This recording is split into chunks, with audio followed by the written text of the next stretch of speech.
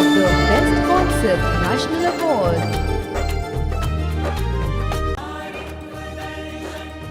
आओ करें दृष्टि परिवर्तन, नारी को नहीं नारित्व को देंगे एक वैचारिक क्रांति।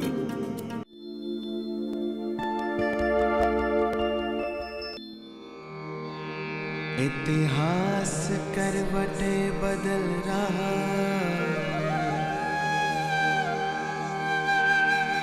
युग ने ली अंगड़ाई, जाग उठी भारत की नारियां, शिव से शक्ति पाई। वंदे मातरम करे जगत, श्रद्धा भाव समर्पण।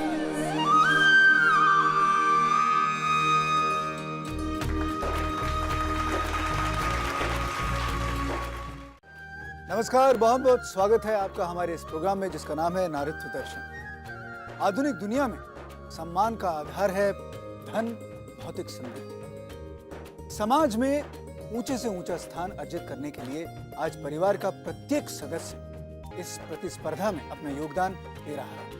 अतः सभी के पास समय का अभाव होता जा रहा है।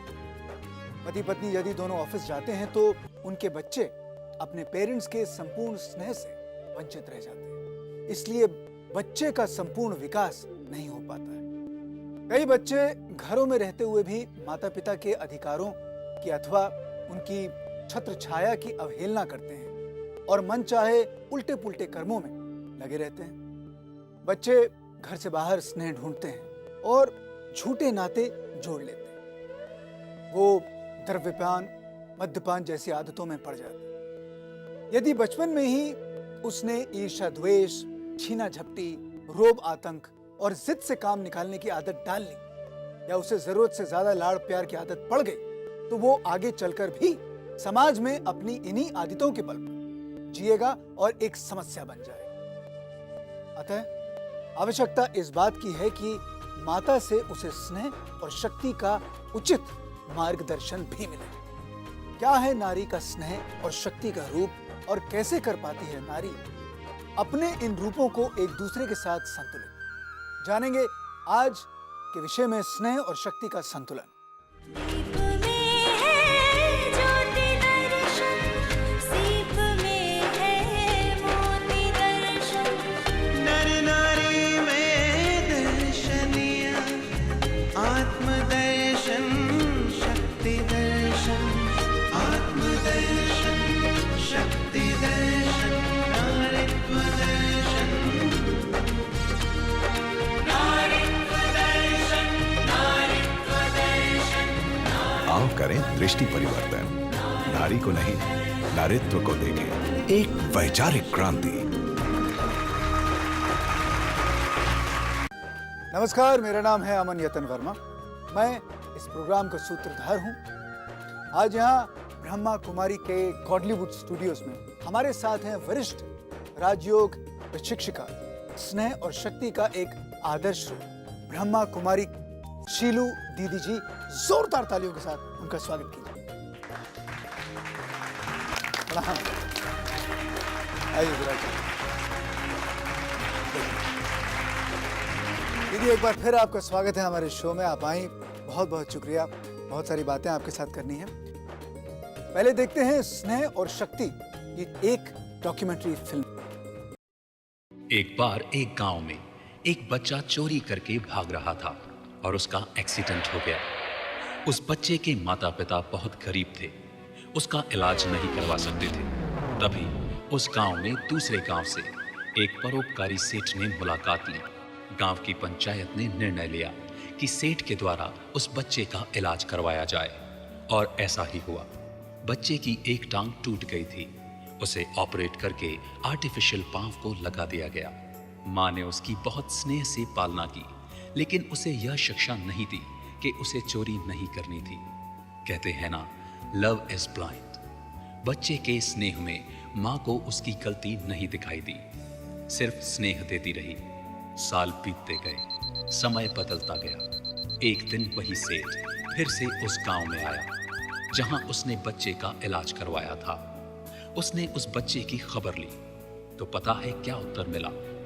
वह बच्चा जेल में है। सेठ उसकी माँ से जाकर मिला और कहा, हमने उसे टांग तो दी जो वह चल सके, पर आपने वो संस्कार नहीं दिए जिससे वो जीवन में आगे चल सके। कितना जरूरी है स्नेह के साथ शक्ति का संतुलन, खास करके बच्चों में संस्कार डालने के लिए। और यह सर्वोत्तम कार्य और किसी का नहीं, एक नारी का ही तो है। तो हमने देखा कि बच्चों की पालना में माँ का स्नेह और शक्ति का रूप, जिसका संतुलन कितना जरूरी है। कोई भी बात या अति ठीक नहीं है, ना ही अति स्नेह और ना ही अति शक्ति। दीदी, आप इस बारे में क्या कहना चाहेंगे? मुझे एक किस्सा याद आ रहा है एक परिवार का। एक महिला ने अपने परिवार को सब कुछ दिया, इतना स्नेह दिया, इतना स्नेह दिया, लेकिन अंत में उसने पाया कि आखिर मुझे क्या मिला? मैं तो सब कुछ दिया ही दिया, लेकिन मुझे तो कुछ भी नहीं मिला। और उसका दुख और भी तब बढ़ गया जब बच्चों ने कहा कि आपने मेरे लिए किया ही क्या। इतना सब कुछ करने के बावजूद भी उसको ये सुनना पड़ा अपने परिवार से, अपने बच्चों से। तो देखिए, ये है स्नेह और शक्ति का संतुलन नहीं बनाए रखा, इसका परिणाम। अति स्नेह देना ये तो बहुत अच्छी बात है, लेकिन स्नेह के साथ साथ शक्ति भी बहुत ज़रूरी है। अपने बच्चों को हम सिखाएं, समझाएं, स्नेह तो दे ज़रूर, लेकिन अवश्य उनको अच्छे मार्ग पर चलाएं। तो ये माँ का बहुत बड़ा फ़र्ज़ बन जाता है कि स्नेह देने के साथ साथ उसको ऐसी शिक्षा दें, उसको ऐसा समझाएं ताकि वो बच्चा बड़ा होकर के इतना लायक बन सके। तो जो माँ उसे सिखाएगी वही बच्चा बड़ा होकर के अपनाएगा और वही समाज को दिखाएगा। क्या बात है, बहुत खूब। आजकल की भागदौड़ में स्नेह और शक्ति का संतुलन बनाए रखना मुश्किल हो रहा है। क्या कारण है इस बदलाव की और कैसे होंगे इन समस्याओं का समाधान, जानेंगे हमारी एक खास मेहमान से। लेकिन उससे पहले एक छोटा सा ब्रेक। अबला जीवन, हाय तेरी यही कहानी। आंचल में है दूध और आंखों में पानी। तेरी चमड़ी का सौदा होता है, तुम वस्तु बन गई हो। मुझे शक्ति दो। कमजोर बताना बंद करो, ये भूल नहीं चिंगारी है। इसे सताना बंद करो, सबला भारत की नारी है।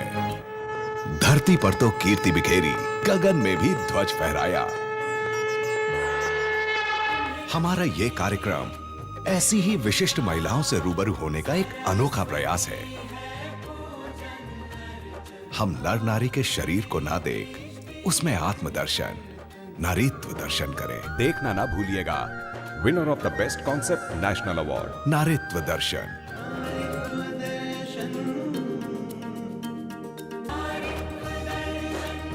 आओ करें दृष्टि परिवर्तन, नारी को नहीं नारीत्व को देंगे एक वैचारिक क्रांति।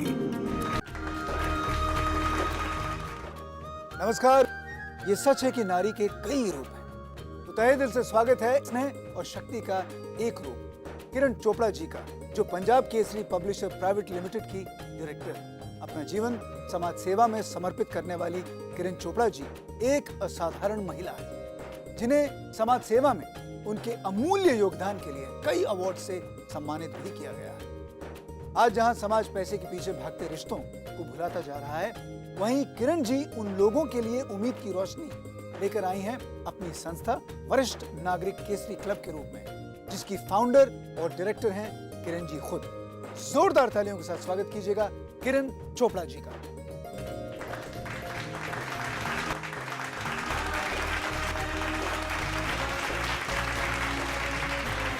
किरण जी, बहुत बहुत शुक्रिया, आप अपना इतना कीमती वक्त निकाल के हमारे शो पे आई, अपनी कुछ बातें हमें बताने के लिए। शुरू करते हैं, लेकिन उससे पहले आइए सुनते हैं कुछ अनुभव। मेरा 7 साल का बेटा है और मैं मेरे बेटे से बहुत प्यार करती हूँ। और उसके बारे में बहुत सारे मतलब कंप्लेंट्स करते हैं, उसके दोस्त हो या क्लास टीचर है या आस पड़ोस के, कि आपके बेटे की ये गलती है वो गलती है, लेकिन मैं उसे सुन नहीं पाती। मैं सीमा बुडेकर एक स्कूल संचालिका हूँ और बच्चों का भविष्य बनाने के लिए मैं आत्मिक प्यार से उन्हें सिखाती हूँ और उनका अच्छे से अच्छा भविष्य बने, इसलिए मैं कभी कभी शक्ति का प्रयोग करती हूँ। मेरा नाम प्रमोदनी है। मेरे पति तंबाकू का बहुत सेवन करते हैं, तो मैं चाहती हूँ कि उनकी इस बुरी आदत का कैसा नाश कर सकूँ। अगर गुस्सा करती है तो और भी बिगड़ जाते हैं, स्नेह से बोलने से तो सुनते ही नहीं है, तो मैं क्या करूँ। तो यहाँ समस्या अपने स्नेह और शक्ति में संतुलन न कर पाने की है। पहला सवाल आपसे दीदी, आप इन्हें क्या सलाह देना चाहेंगे? हम तो ये सलाह देना चाहेंगे कि दोनों का संतुलन बनाना ज़रूरी है। जैसे पहली वाली बहन ने कहा कि बच्चे की कमज़ोरी मैं सुन नहीं सकती। अब यहाँ माँ को समझदार बनना चाहिए कि वो अपने बच्चे की कमज़ोरी भी परखे और परख करके उसको उसी अनुसार उसको शिक्षा दे कि वो बच्चा कैसे परिवर्तित हो। तो स्नेह देना बहुत अच्छी बात है, लेकिन हम कहते हैं give love lawfully and use law lovefully. तो लव को लॉ के साथ दो और लॉ को लव के साथ प्रयोग करो। एक ये बहुत बड़ी चीज़ है। बच्चों को भी अगर हम डांटते ही रहेंगे तो बच्चे तो ढीठ बन जाएंगे, वो तो मानेंगे नहीं। तो ढीठ भी नहीं बनाना है और ये भी नहीं कि हम गुस्सा ही करते रहे, डांटते ही रहें, पर वो प्यार भी हम उन्हें दें और उनको शिक्षा भी दें। तो शिक्षा भी प्यार से दें और प्यार में शिक्षा भरी हुई हो। ये दोनों का बैलेंस हमें बना के रखना होगा। लव को लॉफुली और लॉ को लवफुली, और वह भी पहले स्वयं के साथ। Rise in love and not fall in love. वाह किरण जी, आप क्या कहेंगे? जैसा कि अभी दीदी ने भी बताया और मैं भी कहूँगी कि जो लव है वो लॉफुली ही होना चाहिए। कि हम अक्सर देखते हैं कि माएँ जो हैं, हर माँ अपने बच्चे को प्यार करती है, आपकी माँ भी करती होगी, मेरी माँ भी करती है। और माँ का जो ममता होती है, जो मोह होता है, वो एक किस्म का अंधा होता है। वो आज ज़रूरत है कि माँ का जो मोह है, ममता है, उसको लॉफुली देखा जाए। क्योंकि हम अक्सर देखते हैं कि बच्चे बचपन में छोटी छोटी गलती करते हैं, हमारे बच्चे भी करते हैं, आपने भी की होगी, की है ना आपने? बिल्कुल बिल्कुल। तो मेरी सब माँ तो मार मार के मुझे सीधा हाँ, तो मेरे कभी नहीं सुधरा मैं। हाँ, तब नहीं, आप सुधरे लगते हो, माँ के ही संस्कार हैं जो आज यहाँ बैठे हुए हैं। और मेरे भी, मैं बता रही हूँ, ट्विंस हैं। ट्विंस हमेशा नॉटी होते हैं, एक दूसरे की स्पॉट होती है। तो वो स्कूल में कोई शरारत करते हैं, उनको सबसे पहले मेरा डर होता है कि माँ आएगी तो हमारी सपोर्ट नहीं करेगी, टीचर के साथ मिल जाएगी। और मुझे आके नाराज़ भी होते हैं कि आप कैसी मम्मी हो। सबकी मम्मी तो आके लड़ती है कि मेरा बच्चा ठीक है, और आप कह देते हो नहीं, पहले मेरे बच्चे की गलती हो। तो ये हमें बहुत ज़रूरी है, छोटे होते से ही बच्चा अगर कोई गलती करता है तो उसको चेक करना चाहिए। चलिए अब हम मिलेंगे कुछ और महिलाओं से। आइए देखते हैं उन्हें और उनकी कहानी सुनते हैं। मेरा नाम सरोजनी है। मुझे मंदिर में देवियों के जाने के टाइम स्नेह और शक्ति की अनुभूति होती है, उससे मुझे बहुत अच्छी प्रेरणा मिलती है। मैं एक बिजनेस वूमेन हूँ। हमारा एक वेजिटेरियन रेस्टोरेंट है। कई बार हमारे यहाँ ऐसे कस्टमर आ जाते हैं वो जिनसे हमें काफ़ी परेशानी होती है। वो हमारे स्टाफ को रिश्वत देकर नॉनवेज मंगाने की कोशिश करते हैं, लेकिन हमने हमारा स्टाफ को स्नेह से हमारे नियम समझाया हुआ है। इसीलिए आज हमारे स्टाफ भी प्यार से बातें करते हुए ऐसे कस्टमर से रिश्वत लेने से इनकार कर देते हैं। हमने देखा एक सफल और संतुलित व्यक्तित्व की पहचान। अब किरण जी, तो मैं आपसे पूछूंगा, क्या विचार है आपका इनके बारे में? तो अभी आपने महिला देखी, वो एक जिंदगी की आज की सच्चाई बता रही थी। ये इतनी करप्शन है, एक छोटे से वो रेस्टोरेंट में ये हाल है। सही बात। तो आज सोचिए आगे क्या होगा। और आज क्या हो रहा है। तो हमें चाहिए इस बात में भी मैं कहूँगी कि नारी अपना बहुत अच्छा रोल निभा सकती है। कहीं भी करप्शन है, कहीं भी गलत काम है, तो उसको बैलेंस करने में भी नारी का बहुत हाथ हो सकता है। अगर माँ आपका कोई भी ब्राइब लेके या कोई बात सुन के बात नहीं मानती, तो आपकी आदत आगे डेवलप होती है। फिर आप समाज में अगर कोई काम करना चाहते हैं तो वही बैक ऑफ माइंड आपके रहेगा कि माँ ऐसे किया करती, माँ ऐसे कहती थी, माँ ऐसे किया करती थी, तो मुझे ये काम नहीं करना। और वो समाज अच्छा बनेगा तो देश अच्छा बनेगा। अगर छोटा सा रेस्टोरेंट अच्छा, इसमें नॉनवेज के लिए ड्राइव नहीं दी जाएगी, तो आप बड़े होटल में जाएंगे तो आपको भी नॉनवेज नहीं मिलेगा। खूबी से इस बात का। दीदी, इनके बारे में आप क्या कहेंगे? अब तो यही कहेंगे कि बात तो बहुत सही है, क्योंकि आज दुनिया में इतना भ्रष्टाचार है, व्यभिचार है, दुराचार है, अत्याचार है, अनाचार है और अचार नहीं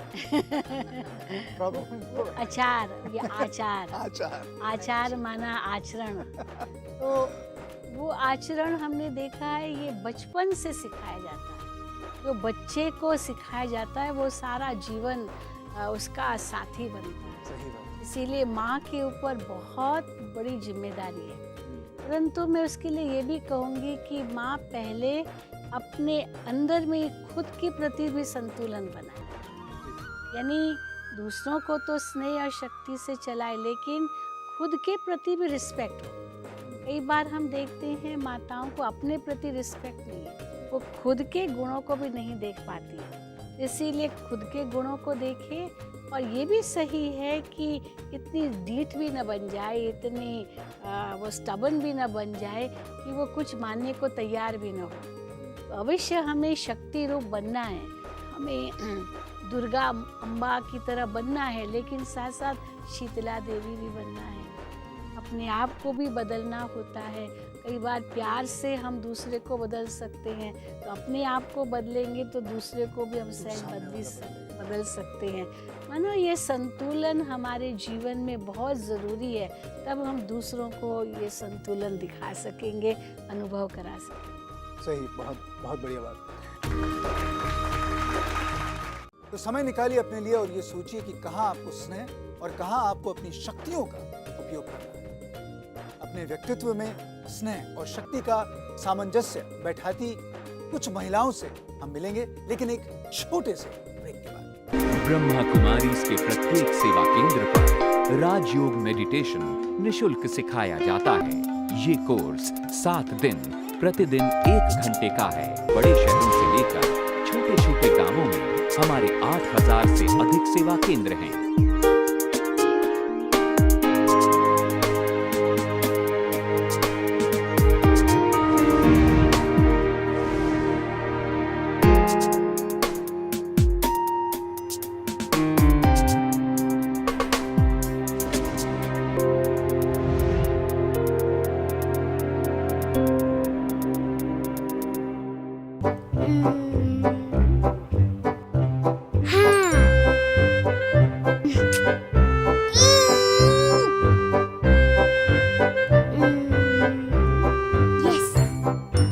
बेटों में भी वो नारीत्व का दर्शन कराए, अर्थात कि नारीत्व शक्ति के बारे में बताए, तो वो बेटा अपनी बहन के साथ फर्क नहीं करेगा, वो भाई अपने बहन के साथ फर्क नहीं करेगा। उसको बचपन से ही उसको ऊंची उस देवी के रूप में या उस शक्ति। आप भी देखिए नारीत्व दर्शन, नारी को नहीं नारीत्व को देखें, एक वैचारिक क्रांति।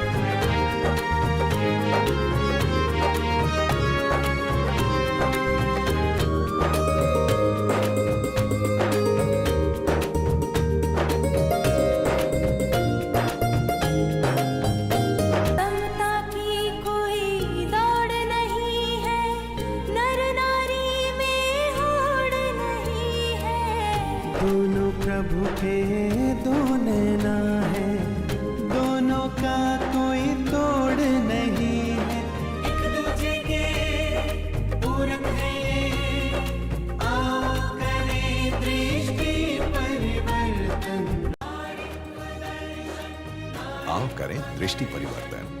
नारी को नहीं, नारित्व को देंगे एक वैचारिक क्रांति। नमस्कार। ब्रेक पर जाने से पहले हमने जाना कि कब नारी को फूल बनना है और कब चिंगारी। हमारे बीच आज कुछ ऐसी ही बहनें बैठी हुई हैं जिन्होंने अध्यात्म को अपने जीवन का अभिन्न भाग बनाया और अपने व्यक्तित्व को संतुलित किया। चलिए सुनते हैं खुद उन्हीं की ज़बानी। मैं बचपन में बहुत सारी गलतियाँ करती थी, तो मेरी मम्मी मुझे डांटना या मारना नहीं करते थे, हमेशा मुझे प्यार से समझाते थे।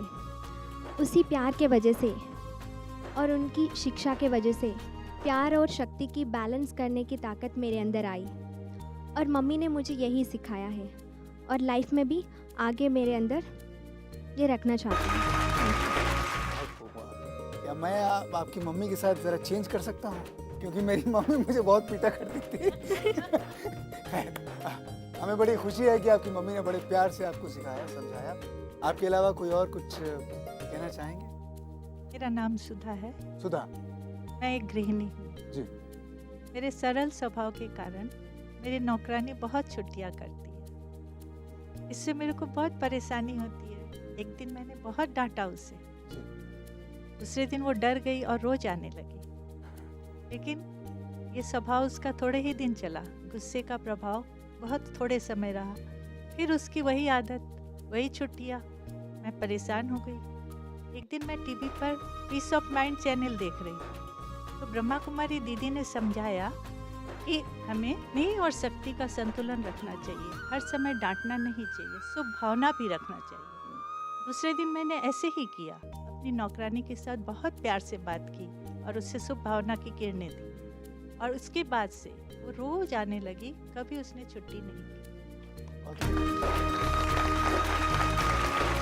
हमें खुशी है कि आपकी नौकरानी आपके साथ काम कर रही है, वरना आजकल नौकरानी मिलना बड़ा मुश्किल है। बिल्कुल सही है। कई महिलाओं के लिए, खासकर वरिष्ठ नागरिकों के लिए, स्नेह और शक्ति का संतुलन बनाए रखना एक तरह से चुनौती है। इस पर क्या प्रकाश डालेंगे आप?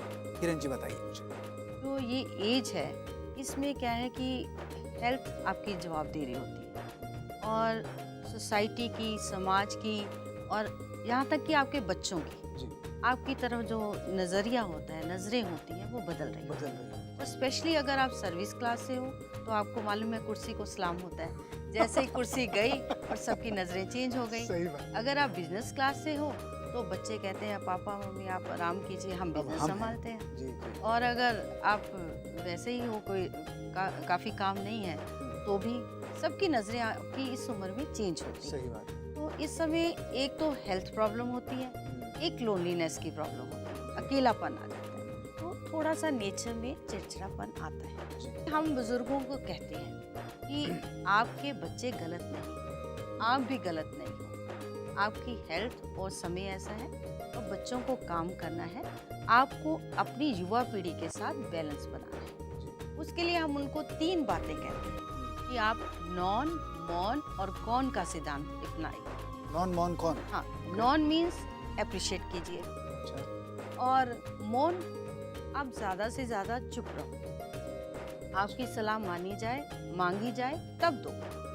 और कौन मीन्स इंटरफेरेंस कम कीजिए। आज कोई भी इंटरफेरेंस नहीं चाहता, 2 साल के बच्चे को भी कह दो नो तो आगे से करता है ना। तो ऐसे आज कोई नहीं चाहता, तो बड़े बहुरानियाँ, बेटे बेटियाँ कैसे, कहाँ इंटरफेरेंस। तो आप ज़्यादा से ज़्यादा मत पूछिए कि कहाँ जा रहे हो, क्यों जा रहे हो, ये पूछ सकते हो। बेटा कब आ रहे हो, खाना घर खाओगे, स्टाइल चेंज करना पड़ेगा समय के साथ तो बैलेंस होगा। और बच्चों को भी हम बताते हैं उसमें कि आज ये जो बुजुर्गों का आज है वो आपका आने वाला कल है। जो आप बोओगे वो ही काटोगे, जो आप जैसा आप व्यवहार करोगे आपके बच्चे देख रहे हैं, आपके साथ वैसा ही व्यवहार करेंगे। और जो उनका आज है वो आपका आने वाला कल है। और इस तरह आपको बैलेंस बनाना है और ज़रूरत है बुजुर्गों को इस उम्र में बहुत बैलेंस बनाने की। दीदी, आप क्या बताना चाहेंगी? हमारी जो बहनें यहाँ पे हैं और वहाँ पे हैं, उन्हें क्या कहना चाहेंगी आज की ये जो हमारी चर्चा है उसके बारे में, खासकर माँ और बच्चों के बीच के संबंध में इन दोनों गुणों के संतुलन को लेकर? मैं तो यही कहूँगी कि समय ऐसा आ गया है कि सबको रिस्पेक्ट दो। पहले कहा करते थे कि बच्चों को प्यार दो, बड़ों को सम्मान दो। आजकल तो सभी सम्मान चाहते हैं, छोटे भी सम्मान चाहते हैं। ऑन द कॉन्ट्ररी, जैसे बहन जी ने इतनी अच्छी बातें बताई बुजुर्गों की, तो आजकल तो बड़े कहते, बुजुर्ग कहते, बच्चे मुझे ज़रा पूछो तो सही, तो बड़े बुजुर्ग प्यार चाहते हैं और छोटे सम्मान चाहते हैं। It is become opposite.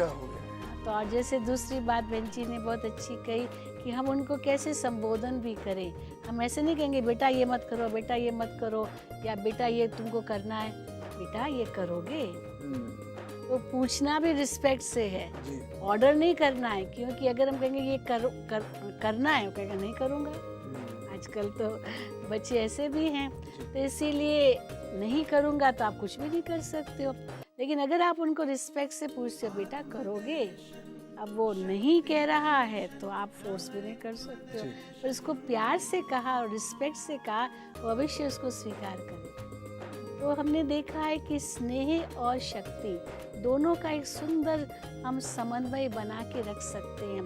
परंतु ये भी नहीं कि जिस समय स्नेह देना उस समय शक्ति यूज़ करें, जिस समय शक्ति यूज़ करनी उस समय स्नेह यूज़ करें।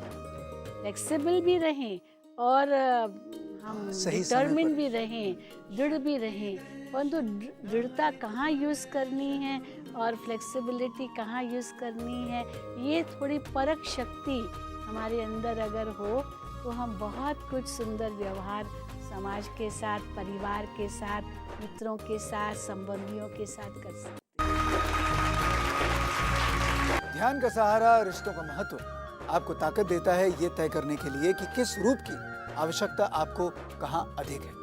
माताएं यदि स्वयं अपने साथ थोड़ा निर्भय होकर अपनी आदतों में अनुशासन और नियमितता को स्थान देना शुरू कर दें, तो केवल वातावरण के प्रभाव से यह संस्कार सारे परिवार के सभी छोटे बड़ों में अंकुरित होते और विकसित होते देर नहीं लगा सकता। यदि एक नारी तर जाए तो वो 21 कुल को तारने वाली बन जाती है। प्रेम हो तुम, स्नेह हो, वात्सल्य हो, दुलार हो, मीठी सी छिड़की हो, प्यार हो, शक्तियों में लिपटी फटकार भी हो। हे नारी तुम अपरंपार हो। किरण जी और दीदी, आप दोनों यहाँ पे आए, आप दोनों का बहुत बहुत शुक्रिया, बहुत बहुत धन्यवाद। इतनी कमाल की बातें आज फिर आपसे सीखी हमने, और हमारे ऑडियंस के जितने लोग हैं, आप सब लोगों का बहुत बहुत शुक्रिया। यहाँ पे आके आपने अपने विचार हमें बताए, प्रकट किए। आप सब लोगों को कैसा लगा हमारा आज का ये खास कार्यक्रम, हमें ज़रूर लिख कर भेजिएगा। हमारा पता और ईमेल आईडी ये रहा।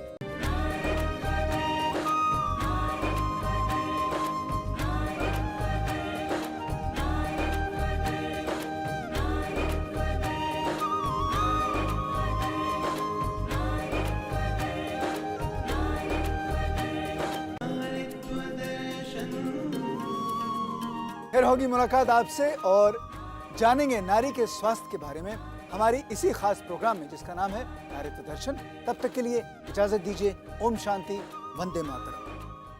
संस्कृति की तू रक्षक है, संतति की संरक्षक है।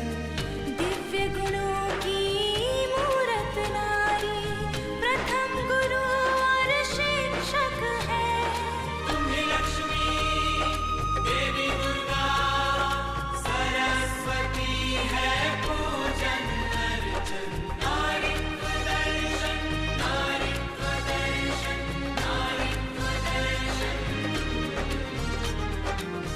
देखना ना भूलिएगा हमारा अगला एपिसोड। हमारे साथ बने रहिएगा।